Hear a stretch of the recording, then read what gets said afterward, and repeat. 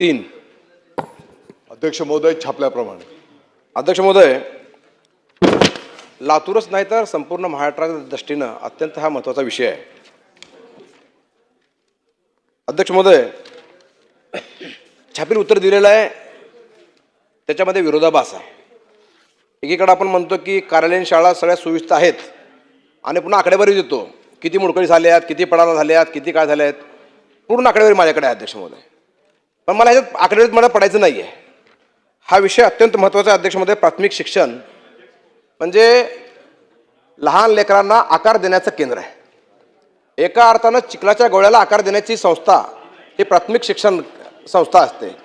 अध्यक्ष महोदय, अशा परिस्थितीमध्ये आपण बघा अध्यक्ष महोदय, आज सुद्धा उत्तरामध्ये सांगितलंय की कला क्रीडा कार्यानुभव या शिक्षक याची भरतीसाठी आपण येणाऱ्या काळामध्ये भरती करणार आहोत. अध्यक्ष महोदय, गेल्या 10-15 वर्षापासूनचा विषय आहे. शिक्षकच उपलब्ध नाही, लेकरं शिकायची कशी? आणि अध्यक्ष महोदय, आपल्याला आठवत असेल तर आपण डिजिटल बोर्ड लावतो. डिजिटल बोर्ड लावलं म्हणजे शाळा डिजिटल झाली का? तर नाही होत.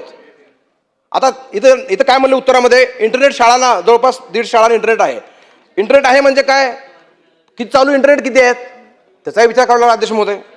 त्यामुळे माझी विनंती आहे अध्यक्ष महोदय, स्पर्धेच्या या युगामध्ये आपली लेकरं टिकली पाहिजे, यासाठी काही ठोस उपाययोजना करण्याची अत्यंत आवश्यकता अध्यक्ष महोदय. अध्यक्ष महोदय, मी तर एका प्राथमिक शिक्षकाचा मुलगा आहे अध्यक्ष महोदय.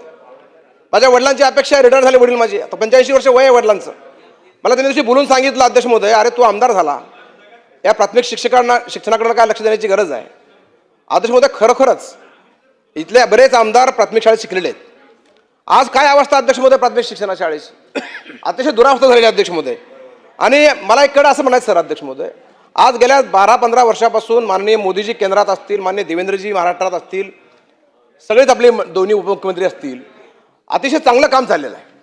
आज महाराष्ट्र चौफेर प्रगती करतोय, प्रत्येक क्षेत्रामध्ये प्रगती करतोय अध्यक्ष महोदय. आपण कुठलेच क्षेत्र राहिलं नाही. आता परवा मी ऐकलं की मेडिकल एज्युकेशनसाठी 5,000 कोटी एडीबीचं लोन आपण घेतलं, मग आरोग्य पण भक्कम होणार आहे. अध्यक्ष महोदय, हे सगळं होत असताना माझी विनंती माननीय मुख्यमंत्री महोदयांना, सरकारला, माननीय शिक्षण मंत्र्यांना आहे की हे सगळीकडे प्रगती करतोय, सगळं चांगलं चाललंय, पण मूळ जी इन्व्हेस्टमेंट आहे लेकरांची, या लेकरामध्ये इन्व्हेस्टमेंट व्हायला पाहिजे. या प्राथमिक शिक्षण शाळा ह्या चांगल्या बनल्या पाहिजे, हायटेक बनल्या पाहिजे, आणि त्यासाठी आपण विशेष प्रयत्न या निमित्तानं केलं पाहिजे. देश प्रगती करतोय, महाराष्ट्र प्रगती करतोय, पण ज्या वेगानं प्रगती होते महाराष्ट्राची, देशाची, त्याच वेगामध्ये प्राथमिक शिक्षण सुद्धा ह्याच्यामध्ये आलं पाहिजे. आणि आता अपेक्षा वाढल्या जनतेच्या, पालकांच्या, त्यामुळं प्राथमिक शिक्षण सुद्धा चांगल्या क्वालिटी शिक्षण मिळावं यासाठी प्रयत्न करतात. अध्यक्ष महोदय, या निमित्तानं माझा सवाल आहे माननीय मंत्री महोदयांना. एक सवाल माझा पहिला असा अध्यक्ष महोदय की हा विषय लातूरपुरता नाही, संपूर्ण महाराष्ट्रातल्या शाळांमध्ये आज दुरावस्था आहे प्राथमिक शिक्षणाची, आणि म्हणून या संपूर्ण शाळांचं एक आपण A to Z असेसमेंट करणार आहात का? आणि इन्फ्रास्ट्रक्चर डेव्हलपमेंट जशी होते, एडीबी बँकेतून घेतो आपण वर्ल्ड बँकेचे पैसे घेतो, आपण पुन्हा नाबार्डचे पैसे घेतो, त्याच पद्धतीनं एडीबी कडून, नाबार्डकडून किंवा आणखी वर्ल्ड बँकेकडून सॉफ्ट लोन 5,000 कोटी 10,000 कोटी जे काय आहे ते घेऊन या संपूर्ण महाराष्ट्रातली शिक्षण व्यवस्था आपण सुधारणार आहोत का? या संपूर्ण महाराष्ट्राचं प्राथमिक शिक्षण आपण मजबूत करणार आहोत का? आणि त्याचबरोबर तिसरा प्रश्न अध्यक्ष महोदय, महाराष्ट्र प्राथमिक शिक्षण काय आपल्याला योजना आणावी आणि या योजनेच्या माध्यमातून क्वालिटी एज्युकेशन द्यावं आणि स्पर्धेत पिढी आपली टिकेल, पुढची पिढी, यासाठी विशेष प्रयत्न सरकार करणार आहे का? हे माझे 3 प्रश्न आहेत, याचे उत्तर द्यावे. धन्यवाद. अध्यक्ष महोदय, सन्माननीय सदस्य माननीय आमदार अभिमन्यू पवार साहेबांनी शिक्षण विभागाच्या संदर्भामध्ये आपल्या भावना या ठिकाणी ठेवलेल्या आहेत.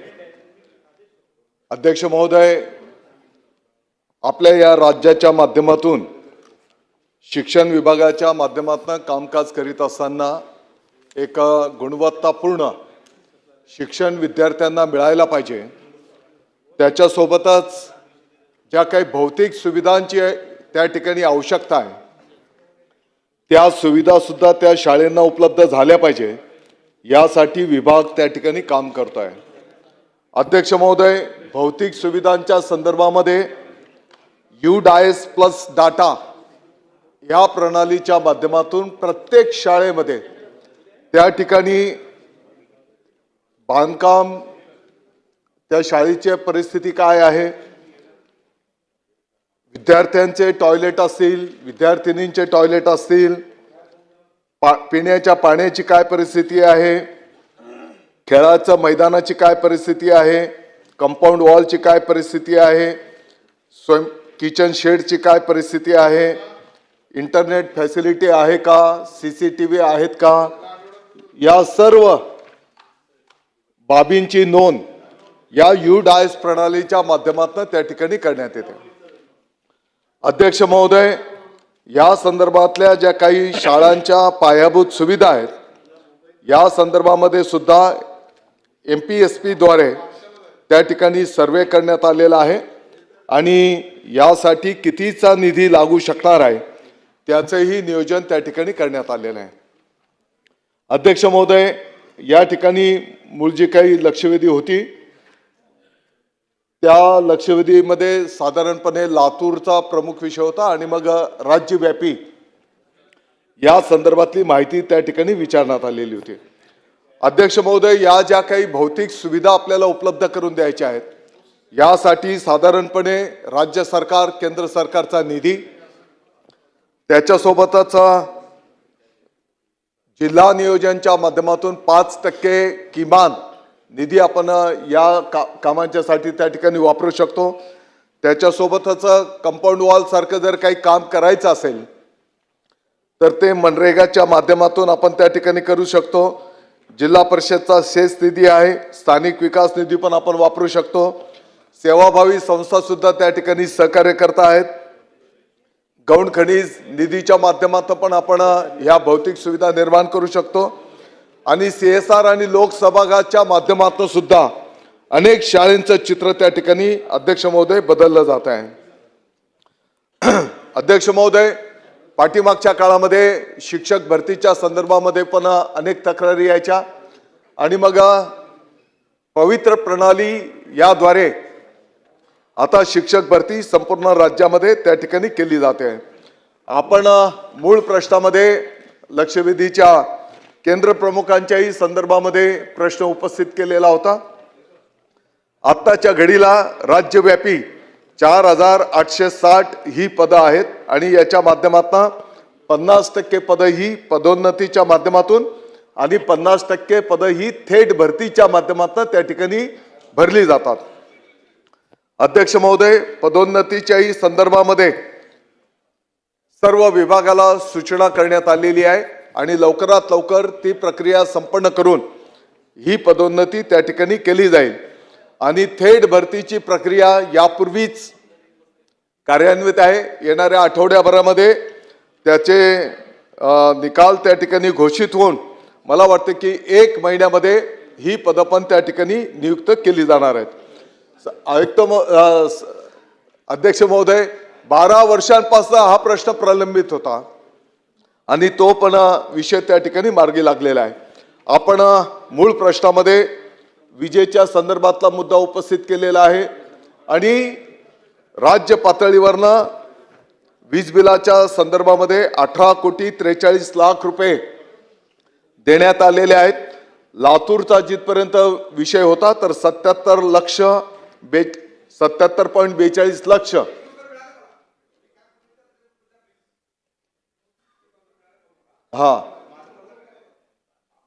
आदेश महोदय, माननीय मंत्री महोदय, आपण सकारात्मक उत्तर दिले लातूर जिल्ह्यासाठी, पण तुम्ही जे आकडेवारी दिले ना, मी तुम्हाला दाखवतो.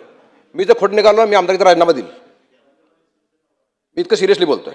पण मला काय म्हणायचं, एकूण लातूरचा विषय नाही आहे, संपूर्ण महाराष्ट्रातले शिक्षण व्यवस्था विषय. अध्यक्ष महोदय, प्राथमिक शिक्षण जर तिथं जर मुलगा चांगला म्हणला तर पुढची पिढी चांगली बनते. म्हणून अध्यक्ष महोदय, प्राथमिक शिक्षण अत्यंत महत्त्वाचं आहे. माझं काय म्हणणं अध्यक्ष महोदय, आपण आता परवा मेडिकल एज्युकेशनला 5,000 कोटी रुपये आणले ADB कडून, मागच्या वेळी 10,000 कोटी रुपये आणले रस्ते विकासाला. तसं ADB असेल, वर्ल्ड बँक असेल किंवा अजून कुठली वित्तीय संस्था असेल जागतिक, सॉफ्ट लोन असेल, हे घेऊन संपूर्ण महाराष्ट्राचे प्राथमिक शिक्षण व्यवस्था निर्माण करणार का चांगली? आपण एक चांगली पिढी घडवणार का पुढच्या वेळेस? हा माझा बेसिक प्रश्न आहे. आता किती टॉयलेट आहेत, किती आहेत मला माहिती आहे ना. अहो सर, अजून सुद्धा शिक्षक आहेत तर हेडमास्टर नाही, हेडमास्टर आहेत तर शिपाई नाही, हेडमास्टर झाडून काढतो शाळेमध्ये, अशी अवस्था आज पण आहे. मला त्यात पडायचं नाही आकडेवारीमध्ये. मला संपूर्ण महाराष्ट्राची काळजी आहे. मी म्हणतो महाराष्ट्राचं शिक्षण व्यवस्था सुधारली पाहिजे. महाराष्ट्राची पुढची पिढी चांगली आली पाहिजे म्हणून इन्व्हेस्टमेंट आपण करणार का? आपण रस्त्यामध्ये घालतो, पुलामध्ये घालतो, मेट्रोमध्ये करतो, आपण एवढे मोठे पैसे घालतो, शिक्षण व्यवस्थेवर पैसे घालणार का? हा माझा प्रश्न आहे पहिला. लोन घ्या. अध्यक्ष महोदय, शैक्षणिक सुविधा जास्तीत जास्त निर्माण कशा करता येतील, एक गुणवत्तापूर्ण क्वालिटी एज्युकेशन कसं देता येईल या संदर्भामध्ये शासनाने त्याचा आराखडा तयार केलेला आहे. मी सन्माननीय आमदार महोदयांना आश्वस्त करू इच्छितो, सभागृहाला आश्वस्त करू इच्छितो, येणाऱ्या काळामध्ये याचं प्रतिबिंब प्रत्यक्ष फील्डवर आपल्याला दिसून येईल आणि एक जास्तीत जास्त विद्यार्थी आपल्या या स्थानिक स्वराज्य संस्थांच्या मध्ये ऍडमिशन्स घेताना आपल्याला दिसून येतील. संजय केळकर. अध्यक्ष महोदय, एक मिनिट. हे उत्तर जे दिलेलं आहे अध्यक्ष एक मिनिट. महोदय, संजय राव. अभिमन्यू अध्यक्ष महोदय, मूळ प्रश्न माझा आहे. अध्यक्ष महोदय, एक एक अध्यक्ष महोदय, मूळ प्रश्न माझा आहे. विजयराव अध्यक्ष महोदय, मूळ प्रश्न माझा आहे. अध्यक्ष महोदय, मला विजयराव, सांगा, त्यांना मी तर बोलू मंत्री द्या. महोदयांना प्रश्न विचारतो आहे. मंत्री महोदयांचं अभिमन्यू- उत्तर मोगम उत्तर येतं. अध्यक्ष महोदय, विजयराव, मला उत्तर ठोस पाहिजे. अध्यक्ष महोदय, अभिमन्यू ज्या काय म्हणतात बघा ना, पद्धतीनं अभिमन्यू ज्या पद्धतीनं आपण देणार infrastructure आहे, develop करतो देणार आहे, आहे. अध्यक्ष महोदय, अभिमन्यू ज्या पद्धतीनं आपण अध्यक्ष महोदय मला बोलू द्या. अभिमन्यू काय म्हणताय मला संरक्षण ऐका ना. द्या. अध्यक्ष महोदय, संजय राव. माझा मूळ प्रश्नाचं उत्तर माननीय मंत्री महोदय देत नाहीत. ते काय म्हणतात, स्थानिक स्वराज्य संस्थेमध्ये विद्यार्थी जातील अशी व्यवस्था करू. माझा प्रश्न मिळ काय आहे? मूळ प्रश्न आपण वर्ल्ड बँक असेल, एडीबी असेल, नाबार्ड असेल, या वित्तीय संस्थाकडून इन्फ्रास्ट्रक्चर डेव्हलपमेंटला पैसे घेतो. बरोबर आहे. आपण मेट्रो करतो, आपण सगळ्या गोष्टी सुविधा, महाराष्ट्र प्रगती करतोय, मला आनंद आहे. पण शिक्षणामध्ये काय होत नाही असं माझा मूळ प्रश्न इथं आहे. आणि तुम्ही काय अडचण आहे लोन घ्यायला? तुम्ही प्रत्येक आता मेडिकल एज्युकेशनवर 5,000 कोटी लोन घेतलं का नाही सांगा मला तुम्ही. मग 5,000 कोटी ते घेत असतील, आपण 5,000 कोटी घ्यायला काय अडचण आहे? आपणही घ्या ना आणि एक सगळं महाराष्ट्र पूर्ण सुजलाम सुफलाम करून टाका. अध्यक्ष एक मिनिट, महोदय, मंत्री महोदय उत्तर सन्माननीय देतात. एक सदस्य मिनिट. महोदयांच्या संजय राव, भावना एक आहेत की मिनिट. जास्तीत जास्त गुंतवणूक या क्षेत्रामध्ये होऊन जास्तीत जास्त विकास कसा करता येईल या दृष्टिकोनात काम केलं पाहिजे. त्याही विषयावर विभाग त्या ठिकाणी काम करतो आहे. त्याचाही प्रस्ताव तयार करण्याचं काम प्रगतीपथावर आहे.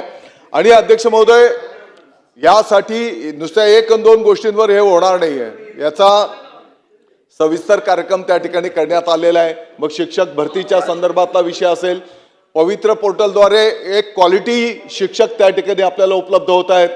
आहे त्या शिक्षकांना प्रशिक्षण दिलं जात आहे.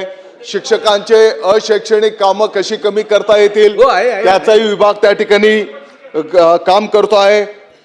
अध्यक्ष महोदय, अभ्यासक्रमामध्ये सुद्धा आपण त्या ठिकाणी बदल करायला घेतलेले आहेत आणि एकंदरीत अशी मोठी मालिका तयार करून या सर्वांगीण याच्यामध्ये बदल आपण त्या ठिकाणी करायला घेतलेले आहेत आणि आपल्याला अपेक्षित असलेलं चित्र येणाऱ्या वर्षभरामध्ये त्या ठिकाणी दिसून येईल.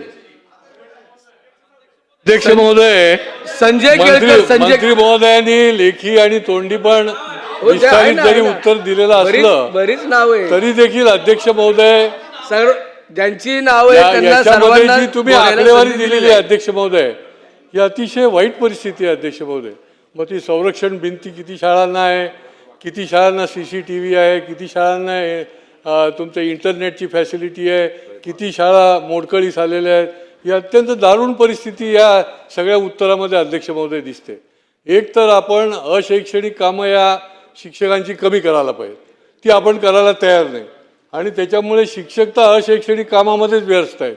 आणि दुसरीकडे आपण म्हणणार की पटसंख्या कमी झाली आहे, दुसऱ्या शाळा आतमध्ये आल्या आहेत, इंग्लिश मिडियमच्या शाळेमध्ये मुलं जायला लागलेली आहेत आणि त्याच्यामुळे गंभीरपणे महाराष्ट्रासारखा हा जे पुरोगामी राज्य आहे ते गंभीरपणे याच्यामध्ये आपण नेमकं काय करणार. कारण ही आकडेवारी तर अतिशय गंभीर आहे, चिंताजनक आहे.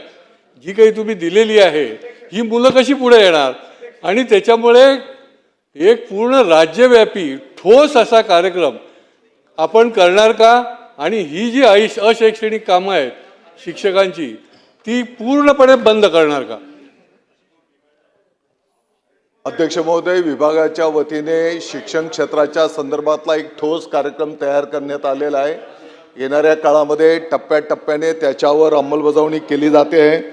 जिथपर्यंत शिक्षकांच्या अशैक्षणिक कामांचा विषय आहे तर अध्यक्ष महोदय, यापूर्वी जवळपास 15-16 समित्या असायच्या आणि त्या प्रत्येक समितीची माहिती त्या शाळेला दर महिन्याला 3 महिन्याला शासनाला द्यावी लागायची. त्या 14-15 समित्यांचं एकत्रीकरण करून आता फक्त 4 समित्या त्याचा मूळ गाभा तसाच ठेवून त्या ठिकाणी करण्यात आलेला आहे. अशैक्षणिक कामं इतरही कशी कमी करता येतील, वारंवार माहिती देण्याच्या ऐवजी महिन्याच्या शेवटच्या शनिवारी माहितीचा शनिवार म्हणजे ज्या दिवशी दप्तरमुक्त शाळा असते त्याच दिवशी फक्त शासनाला माहिती देता येईल का याचाही शासन त्या ठिकाणी विचार करतोय. अध्यक्ष महोदय, आपल्याला माहिती आहे की ग्रामीण भागामध्ये प्रत्येक ग्रामपंचायतीमध्ये जे काही CSC सेंटर आहेत त्या सेंटरच्या माध्यमातून ती माहिती शासनापर्यंत देता येईल का याचा पण शासन त्या ठिकाणी विचार करतोय.